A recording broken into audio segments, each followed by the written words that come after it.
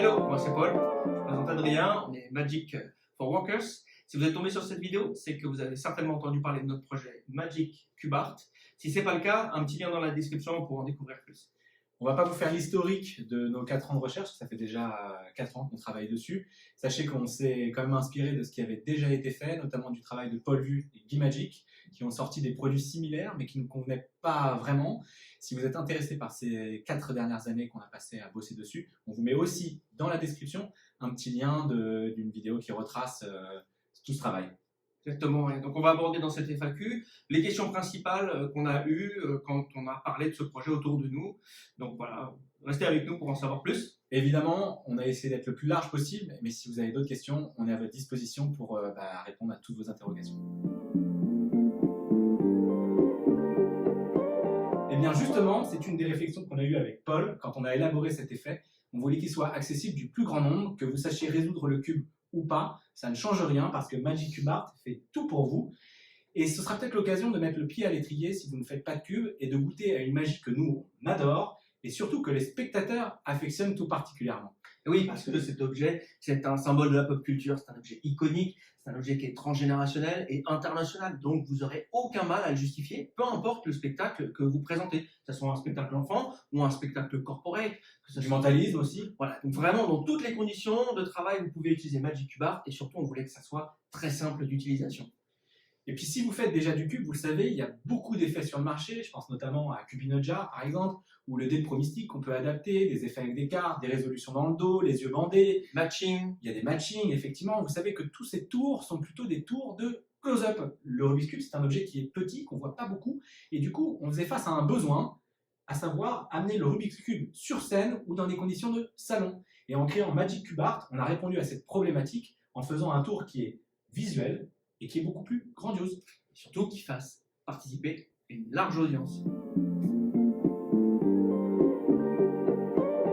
Contrairement à d'autres outlines qui existent sur le marché, dans Magic Cube Art, 3 cubes sont mélangés par les spectateurs, et ce pour plusieurs raisons. La première, c'est le dynamisme. Vous imaginez bien que faire mélanger 20 cubes à des spectateurs, eh ben, ça vous oblige à leur donner, à les faire mélanger, à les récupérer, à les replacer un par un en demandant préalablement au spectateur où est-ce qu'il veut les remettre. Et donc, inévitablement, ça rallonge la durée de votre routine. Avec Paul, quand on crée des tours de magie, on essaye d'avoir toujours la même règle, à savoir du dynamisme, que ce soit impactant et que ce soit interactif, qui est une participation du spectateur.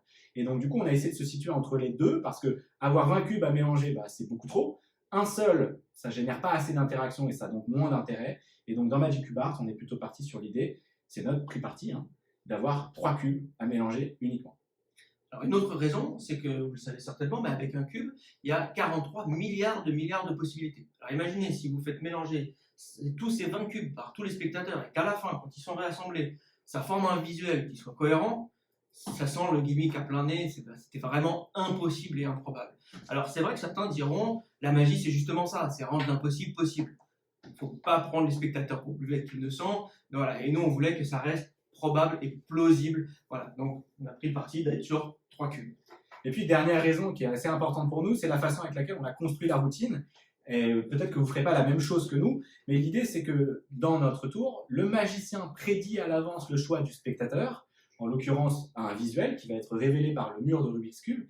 Et cerise sur le gâteau, ce sont 3 spectateurs choisis au hasard qui mélangent librement les cubes, qui les replacent à l'endroit où ils veulent, qui complètent cette prédiction. Et donc, du coup, vous comprenez que tout ça donne une logique différente. Quand on fait mélanger 20 cubes, par exemple, eh bien, tout le crédit revient aux spectateurs, alors que là, on veut que ce soit une symbiose entre le magicien et les spectateurs. Sans eux, on ne peut pas révéler la prédiction, mais sans nous, ils n'auraient pas réussi, puisque du coup, il faut les 17 autres cubes.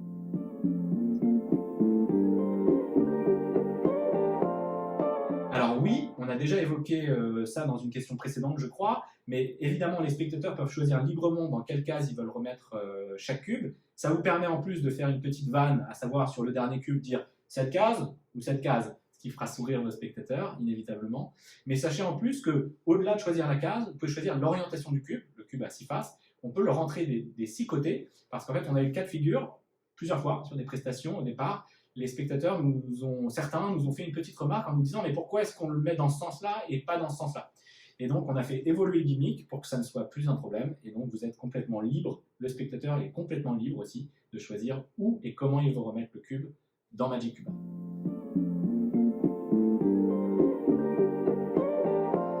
Alors théoriquement, oui, ils peuvent changer d'avis, mais c'est vrai que ça alourdirait la présentation.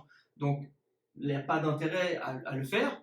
On peut le faire techniquement, mais à vous, avec votre spectateur management, de faire en sorte que vous lui indiquiez au préalable qu'il peut le mettre où il veut et dans le sens qu'il veut, et une fois que c'est fait, de continuer et de passer au cube suivant.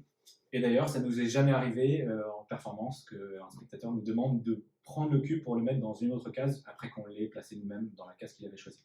Puisque c'est lui qui a décidé.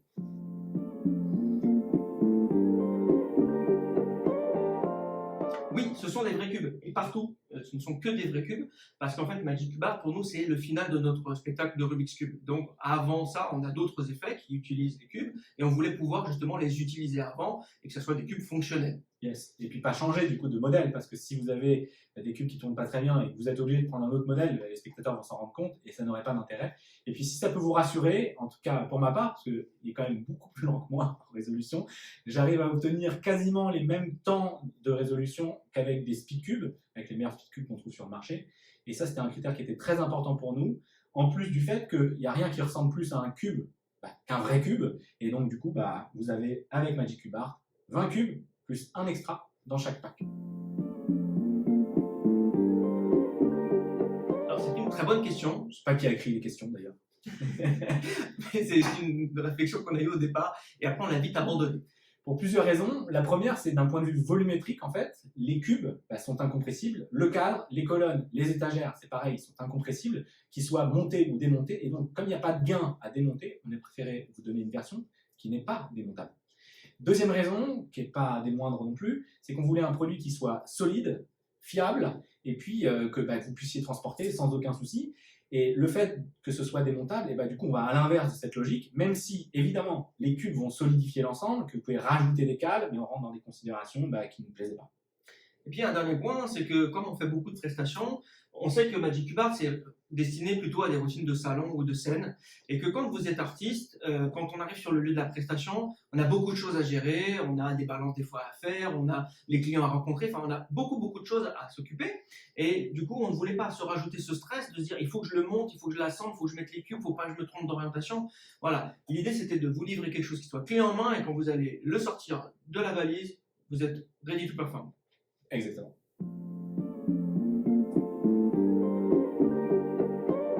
Alors, Magic Cube Art et les cases qu'il constitue sont spécialement conçus pour recevoir des cubes qui mesurent 56 mm de côté. En ce sens, vous pourriez remplacer les cubes par d'autres qui mesurent exactement la même taille. Mais en revanche, il n'y a pas d'intérêt parce que chaque pack est préparé et stické de telle manière à ce que vous ayez 3 révélations incluses à l'intérieur. Alors, sauf si vous voulez faire une autre révélation et changer, et pas désticker, etc., pour nous, il n'y a pas d'intérêt. D'autre part, on vous fournit avec des gimmicks, des shells, que l'on fabrique avec nos petites mains, on les usine à partir de ces mêmes cubes-là. On ne les a pas fait imprimer en 3D, par exemple. On aurait gagné du temps. Oui, mais l'enjeu pour nous, c'est notre credo encore, une fois, c'est d'avoir une unité, que ça soit vraisemblable. Donc, quand vous allez faire votre révélation, il n'y a pas de différence visuelle entre l'échelle et les vrais cubes. Voilà, donc c'était aussi l'intérêt d'avoir ces mêmes cubes dedans.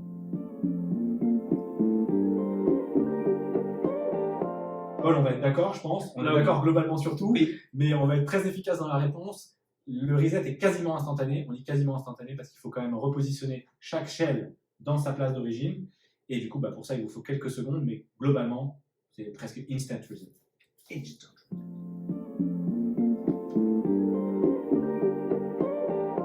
Alors, Magic Cube Art, et je crois que c'est le seul cas de figure sur le marché, et c'est d'ailleurs un de nos points forts, est fourni avec 3 différentes reveals. On est dans une démarche de workers, vous l'aurez compris, et l'idée c'était de vous permettre de changer, au-delà du fait que vous pouvez être fatigué d'une reveal et du coup au bout d'un moment de plus voir à faire, ça vous permet entre 2 spectacles de pouvoir changer. Parfois il arrive qu'on ait le même auditoire ou que l'auditoire puisse être le même, qu'il y ait des enfants qui se baladent ou des adultes qui veulent voir 2 fois le show. Et ça vous permet de changer très rapidement, en moins d'1 minute, et surtout aussi, en fonction de la saisonnalité, on ne fait pas les mêmes spectacles. Par exemple, pour un arbre de Noël, on ne va pas jouer le même spectacle qu'à la fin de l'année scolaire en juin, par exemple. Et donc pour nous, c'est très important de vous donner, avec chaque pack, 3 révélations différentes. Alors on a travaillé sur 8 visuels de révélations différentes, et donc vous aurez à en choisir 3. Parmi Mario, Tortue Ninja, Game Boy, vous avez le sapin de Noël, le Père Noël, vous avez Goku, de Dragon Ball Z, pardon, Yes. et vous avez le palmier et Maître Yoda, Yes. pour répondre normalement un peu à tous les goûts et à tous les types de spectacles que vous pourrez rencontrer. Et puis, dernière chose, et pas des moindres, on voulait vous éviter la corvée de sticker et desticker vos cubes quand vous voulez changer, et vos gimmicks, hein, quand vous voulez changer de révélation. On s'en occupe pour vous, ça nous prend beaucoup de temps, mais au moins comme ça, vous avez, encore une fois, tout clé en main.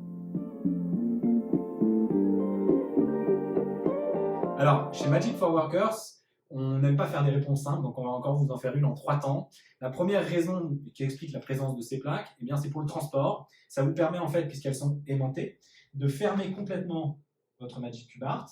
On a ajouté en plus dans chaque pack un élastique qui vient solidifier l'ensemble pour que rien ne puisse bouger pendant que vous le transportez dans votre mallette qui est prévue à cet effet. La deuxième raison, c'est pendant le show. C'est-à-dire que ça va vous créer un plateau, et donc du coup, ce plateau, il est déjà inclus, donc vous n'avez pas à penser à ça en plus, et de pouvoir récupérer, ne faites rien, voilà, les cubes dans l'assistance. Vous allez pouvoir récupérer ces cubes et de créer une distance pour votre spectateur. C'est-à-dire qu'à un moment donné, vous allez prendre ces cubes et les poser, et les prendre et les remettre dans Magic Cube Art, mais ça vous évite toute forme de manipulation. Le fait que c'est transparent, on voit bien que vous tenez juste à bout de doigt les cubes que vous ont rendus les spectateurs sans encore les mélanger plus. Et puis ça enlève toute suspicion, encore une fois, dans la tête du spectateur. Vous n'avez rien pu faire puisque les cubes ils ont été visibles tout le long et vous n'avez rien fait de spécial avec. Et puis la dernière raison, pas des moindres, c'est un petit peu ma partie, je suis un petit peu le plus relou et le plus maniaque de nous deux, c'était aussi pour faire de Magic Cube Art un objet déco, que ça ne dénote pas à la maison. J'imagine que les personnes qui partagent votre vie sont un petit peu comme les nôtres, à savoir elles sont saoulées de tous les objets qui arrivent et qui s'amoncellent au fur et à mesure du temps et qui traînent un peu partout.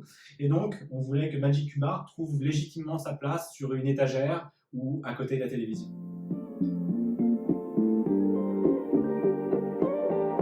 Alors, cette mallette, elle est là d'ailleurs, elle a été spécialement choisie parce qu'elle correspond en tout point aux dimensions de Magic Cube Art et donc, elle vous offrira une protection optimale. Elle est à la fois discrète et robuste, elle est faite en nylon et elle vous permet de transporter votre Magic Cube Art soit à la main, comme ceci. Vous avez également une sangle qui est fournie pour la porter à l'épaule. Et si vous avez un show avec d'autres accessoires de magie à transporter, vous pouvez, dans une valise par exemple, vous pouvez la poser sur le trolley, puisque vous avez la sangle ici qui est faite pour. Et cherry on the cake, si vous n'avez pas la petite valisette et que vous avez un tout petit peu de matériel à ajouter, eh bien, sachez qu'il y a un peu plus d'espace dedans. Ça ne contient pas que Magic Cube Art, donc elle n'est pas dédiée uniquement à ça, même si c'est le premier but, mais il vous restera de la place pour mettre d'autres accessoires.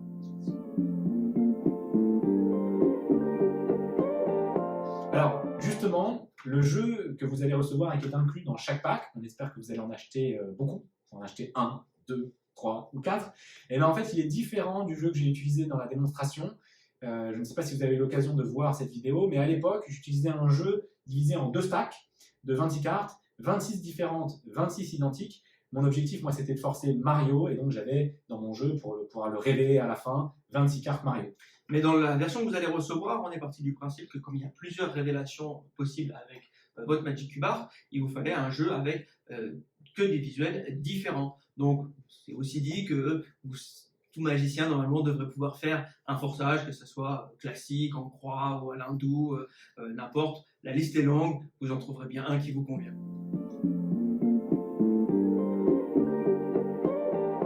Alors, on voulait vous fournir un jeu de cartes pour que vous puissiez forcer, parce que dans notre démarche, c'était que quand vous allez recevoir Magic Cube Art, vous puissiez vous en servir tout de suite. Mais les méthodes de forçage, elles sont variées. Vous pouvez utiliser un sac à forcer avec des petits papiers, vous pouvez utiliser un Svenpad que vous allez concevoir, vous pouvez faire des forçages patéo. Enfin, la littérature magique à ce sujet, elle est très large, elle est très fournie, donc à vous de trouver la méthode qui vous convient.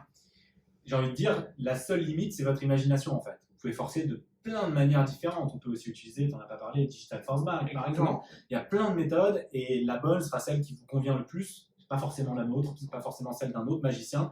Et d'ailleurs, on a un produit qui arrive bientôt. On leur montre ? Non, on va attendre. Mais on pense que ce produit vous plaira et qu'il ira largement avec Magic Cube Art. Donc, stay tuned. Restez connectés.